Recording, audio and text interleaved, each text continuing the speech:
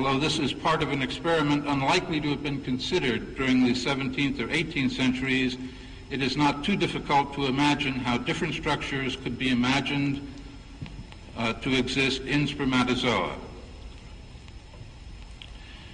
With all this remarkable progress, much of what we have discussed has already been described, and with infinitely more elegance, in the Holy Quran. Recent analysis of passages from the Quran reveals a description of human developmental stages from the earliest through and beyond organogenesis. No such distinctive and complete record of human development existed before the Quran. It was many centuries afterwards that the human developmental stages were recorded in traditional scientific literature. With the benefit of historical perspective and the accumulated wisdom of those who have gone before, we are in a position today not only to appreciate the remarkable contributions to science of these giants of the past, but just as importantly, we can better appreciate how much we still do not know about development. The advances of modern developmental biology raise as many questions as they solve, and the physicians and scientists of today are perhaps more than ever before in need of the wisdom and counsel of scholars and religious leaders.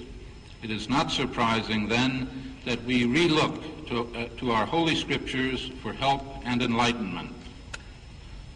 From what stuff hath he created him? From a sperm drop.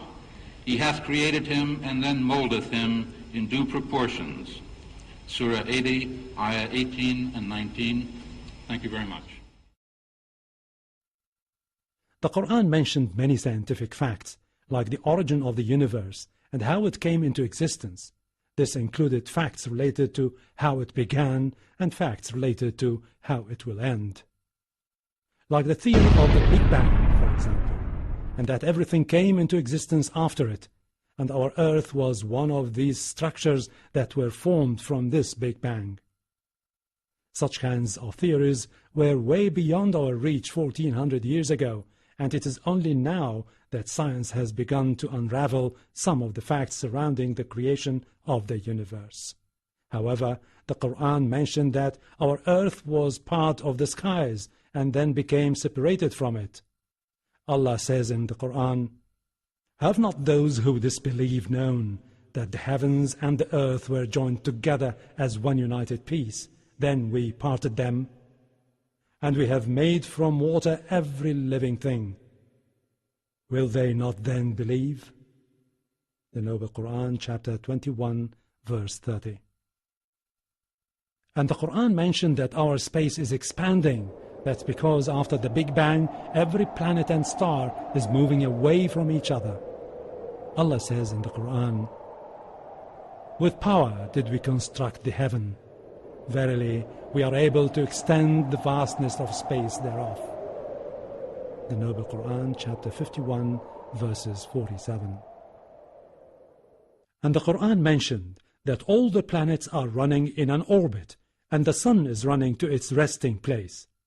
That resting place is the translation of the Arabic word mustaqar, which indicates an exact appointed place and fixed time. According to modern astronomy, the solar system is indeed moving in space at a rate of 12 miles per second towards a point situated in the constellation of Hercules Alpha Lyrae, whose exact location has been precisely calculated. Astronomers have named that mustaqar the solar apex.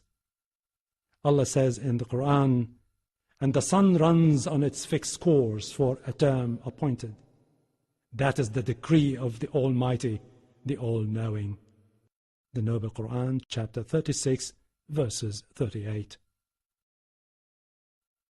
And that our universe will end by rolling together like sheets or records.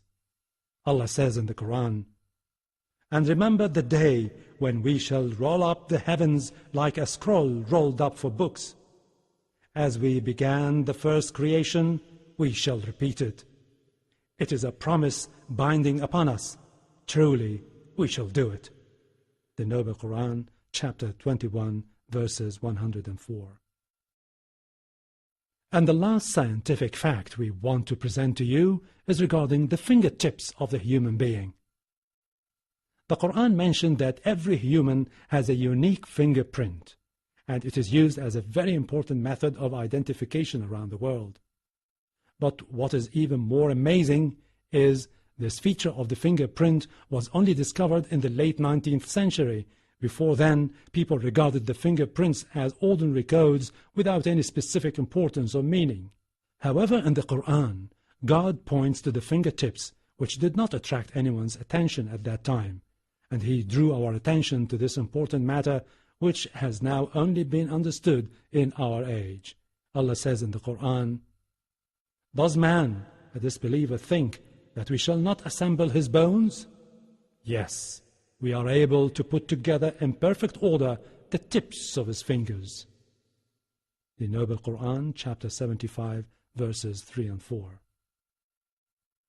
There are still many scientific facts in the Quran for any knowledgeable individual or scientist to explore.